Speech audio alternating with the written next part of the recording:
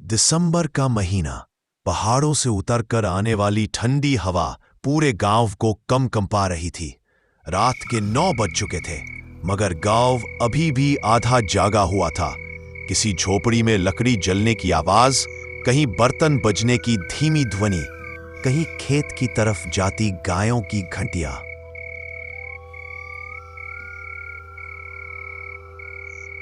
गांव का वो पुराना चौक, जहां बरगद का पेड़ था, वहीं 5 लोग आग जलाई हुए बैठे थे।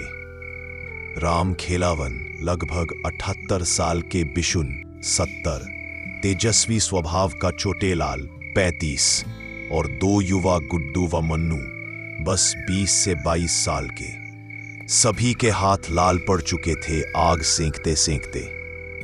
तेज ठंडी हवा बह रही थी। ऐसा लगता था जैसे हवा के साथ बर्फीले कांटे त्वचा को चुभ रहे हों। चोटेलाल ने आग में लकड़ी डालते हुए कहा,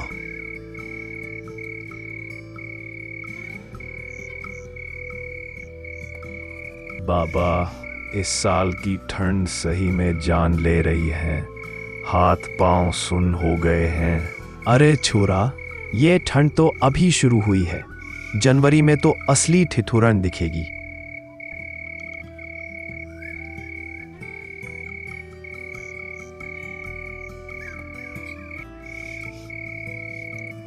सब्जियों के दाम सुन रहे हो? आज आलू 25 में, टमाटर 40 में और मटर 100 रुपए किलो तक पहुंच गया है।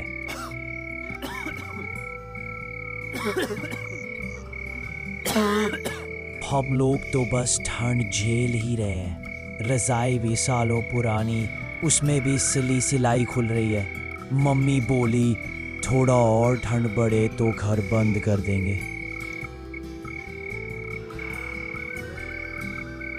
ठंड में गरीब की हालत सबसे ख़राब होती है। लकड़ी महंगी, सब्जी महंगी, कपड़ा महंगा, बस जुगाड़ से ही गुजारा चलता है गांव में। सभी कुछ देर चुप हो गए। ठंड की वजह से नाक से भाप निकल रही थी। आग की लपटें ऊपर उठकर मानो आसमान की ओर नाच रही थीं। तभी राम खेलावन ने धीमी डरावनी आवाज में कहा, अरे, तुम लोगों को इमली वाले पेड़ की कहानी पता है?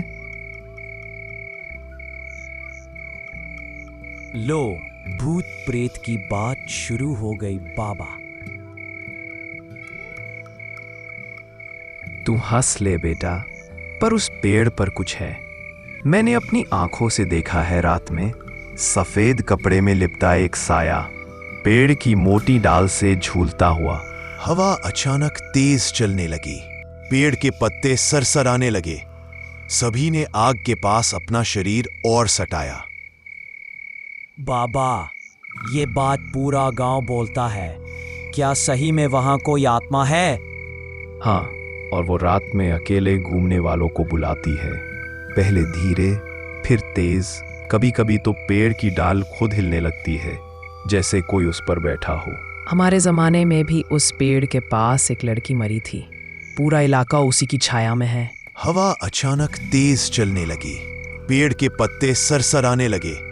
सभी ने आग के पास अपना शरीर और सटाया। गांव के माहौल से दूर शहर में रहती थी कंचन, कॉलेज की छात्रा, स्मार्ट, हिम्मती और बिल्कुल भी डरने वाली नहीं।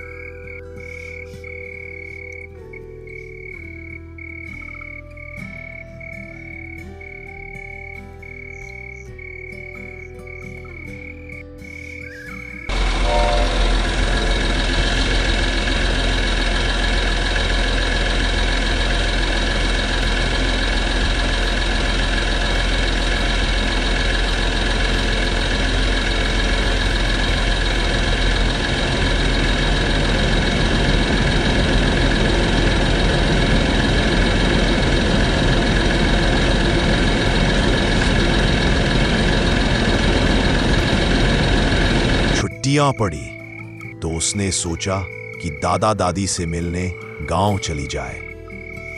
जैसे ही वो पहुंची, दादी ने उसे गले लगाया। अरे बिटिया, कितना दुबली हो गई। ठंड लग जाती तो क्या होता।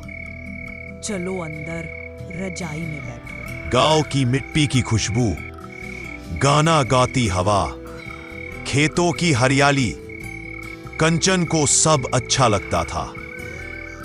3 दिनों तक वो दादी के साथ खेत गई, गाय दोही, चूल्हे पर रोटी सेंकी और खूब एंजॉय किया।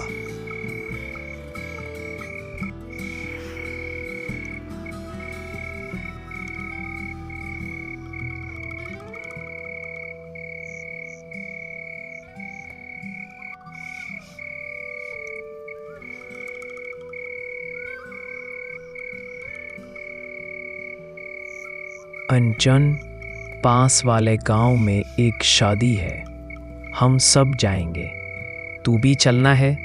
नहीं दादा, मैं घर पर आराम करूंगी। कंचन ने तुरंत मना कर दिया।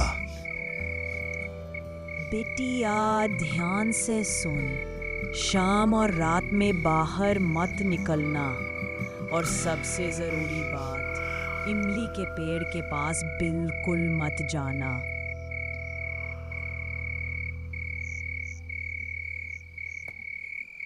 दादी, मैं कोई बच्ची थोड़े ना हूँ, भूत प्रेत नहीं होते।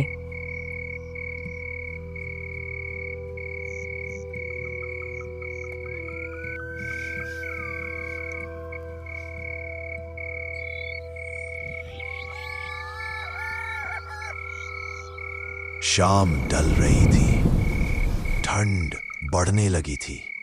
कंचन कमरे में बैठकर मोबाइल चला रही थी। अचानक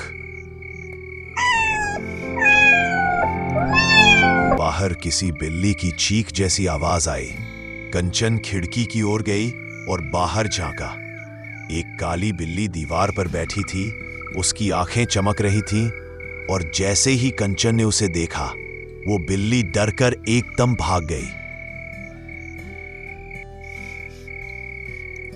ये क्या था? मैंने क्या बिगाड़ा? वो हंसते हुए बोली, वॉशरूम घर के बाहर था और वॉशरूम के ठीक बगल में था वही इमली का पेड़। चलते हैं, किस बात का डर? क्यों भूत प्रेत है, क्या ही बिगाड़ लेगा मेरा? मैं डरती थोड़ी हूँ किसी से। चल कंचन, फ्रेश होके आते हैं। हवा तेज चली। पेड़ की शाखाएं अजीब तरह से हिलने लगी, लेकिन कंचन ने ध्यान नहीं दिया। वो वॉशरूम करके वापस आ गई। पहली रात ठीक बीती।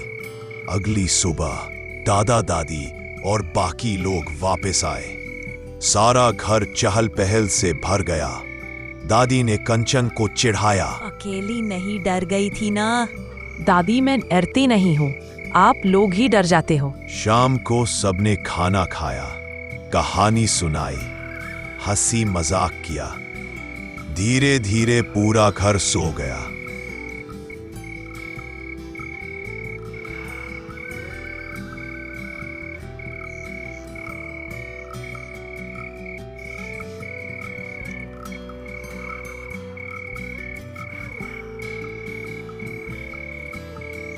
रात के बिल्कुल 12 बजे कंचन की आंख खुली। उसे वॉशरूम जाना था। मुन्नी, चलो ना। मां नींद में थीं। उन्होंने आंख तक नहीं खोली। बाहर निकली तो ठंडी हवा सीधा चेहरे पर पड़ी। हवा और तेज। कंचन वॉशरूम में गई, आधी नींद में थी, पर जैसे ही बाहर निकली उसकी आंखें फटी रह गई। वो इमली का पेड़ जो बिल्कुल शांत खड़ा रहता था, आज उसकी सबसे ऊपर वाली मोटी शाखा धीरे धीरे हिल रही थी, जबकि हवा उतनी तेज नहीं थी।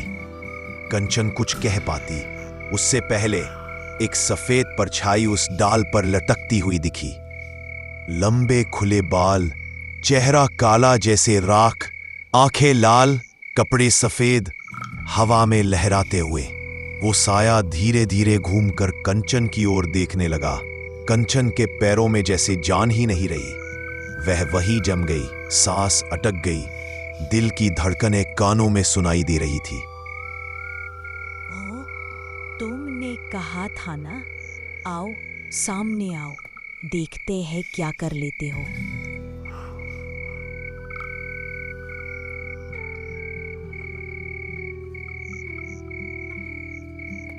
वो साया पेड़ से उतरने लगा।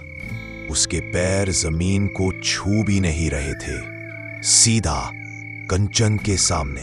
अंचन की हालत खराब थी, पसीना, कांपता शरीर, जमी हुई जुबान, लेकिन उसके दिल में डर नहीं था।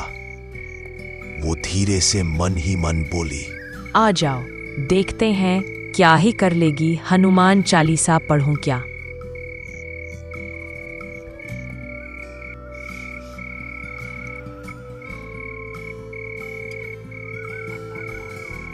आत्मा उसके एकदम करीब आई, दोनों आमने सामने। उसकी सांसों से ठंडक महसूस हो रही थी, मानो बर्फ का गोला चेहरों पर रखा हो। वो आत्मा बोली, मैं आती हूं हर उस इंसान को लेने जो मुझे ललकारता है। कंचन ने अचानक हनुमान चालीसा मन ही मन पढ़ना शुरू कर दिया। आत्मा की आंखें एकदम चौड़ी हो गईं। वो पीछे हटने लगी। कंचन ने अचानक हनुमान चालीसा मन ही मन पढ़ना शुरू कर दिया। आत्मा की आंखें एकदम चौड़ी हो गई। वो पीछे हटने लगी। कंचन ने और तेज पढ़ा। आत्मा दर्द से कराहने लगी। उसका चेहरा विकृत हो गया, एक जोर की भयानक चीख, और वो अचानक धुएं की तरह गायब हो गई। कंचन घर की ओर भागी, दरवाजा बंद किया, बिस्तर में जा घुसी, पर उसने किसी को नहीं जगाया, किसी को नहीं बताया, और सो गई।